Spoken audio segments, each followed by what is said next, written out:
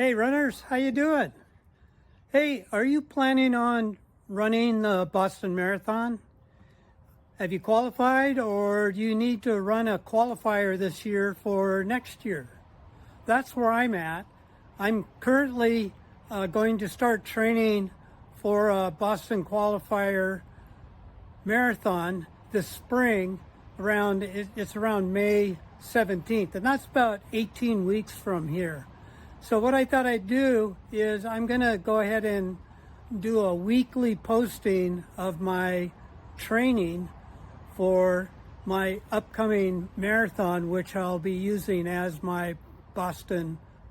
So if you're interested in using a marathon this year as a qualifier, you might want to follow along, because what I'll do each week is go over what I'm trying to accomplish, and also relate it back to what I call my Forever Runner method, which encompasses a low heart rate training to your running, which I think is the best way to go, especially if you're an older person like myself.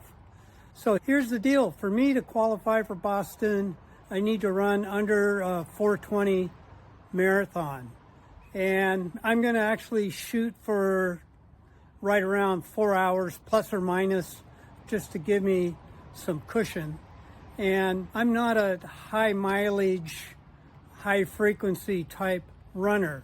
So as you follow my training, you'll see that I run 3 to 5 times a week, probably around 30 miles per week, maybe some more later on. But I don't stick to necessarily a rigid training schedule. I go on how I feel and what's going on.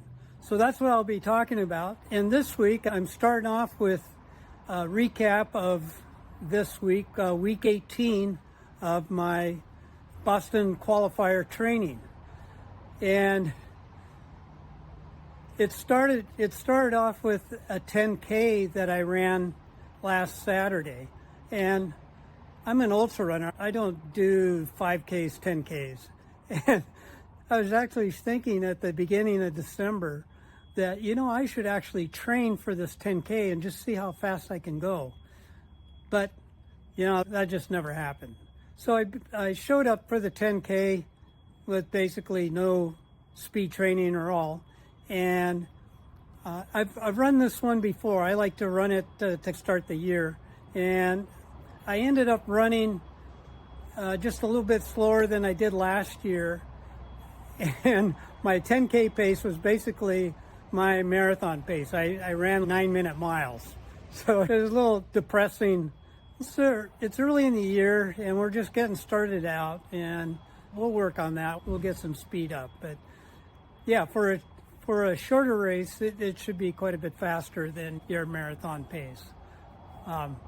So that's how I started Saturday. And I was happy with that. It was fun to get out there, and I got second in my age group. So it was a fun thing. And then on Sunday, I was watching the morning news, got off the couch.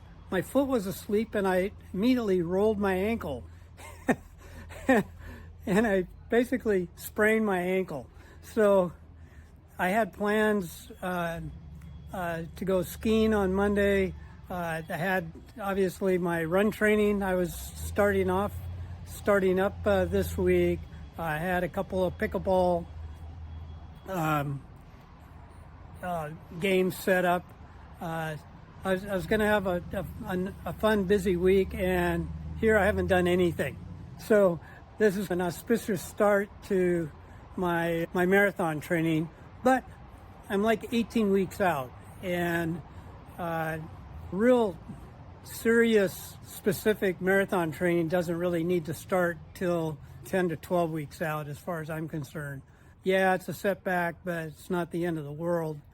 But what I will be able to do is this coming Saturday, I'll officially start my training, because I joined my local running club's marathon training group that is specifically for the local marathon that I'll be doing on May 17th. Tuned, and next week I'll explain how this marathon training group I'm in works, and give you a more specific update on what my approach is going to be here for the next few weeks for my training for my Boston Qualifying Marathon.